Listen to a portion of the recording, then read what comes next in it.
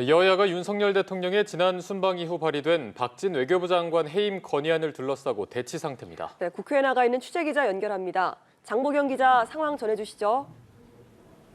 네, 민주당은 이틀 전 윤 대통령의 순방 외교 논란 책임을 물어야 한다며 박진 장관 해임 건의안을 당론으로 발의했습니다. 민주당은 오늘 내로 해임 건의안을 표결에 붙여야 한다는 입장인데요. 박홍근 원내대표는 외교 대참사를 빚고도 진솔한 사과가 끝내 없다며 주무장관에게 책임을 묻는 건 국회 견제 의무라고 밝혔습니다. 이 경제 위기에 외교 참사까지 정부 여당의 국정 무능이 상당할 지경인데 여당도 연일 야당과 언론 때리기에 몰두한다고 공세를 폈습니다. 이 반면 국민의힘 주호영 원내대표는 수용되기 어려운 건의안 의결을 남발하면 국회에 희화화 현상이 생길 수 있다고 비판했습니다. 이 박 장관이 업무를 시작한 지 4, 5개월에 불과한 데다 이 국회 불신임 낙인이 찍히면 외교 활동에 제약이 생겨 국익을 해친다고 맞섰습니다.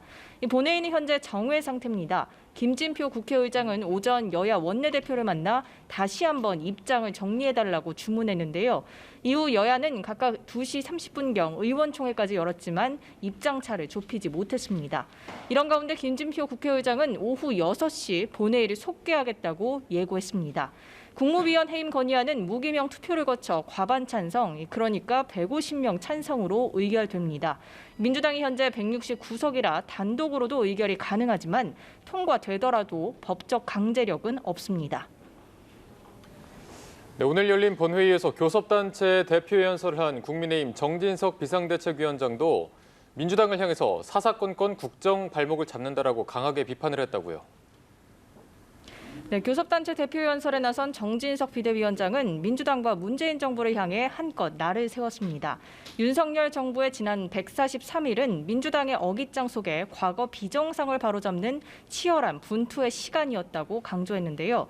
그러면서 민주당이 의회 권력을 휘두르며 망국적 입법 독재를 서슴지 않고 있다고 쏘아붙였습니다.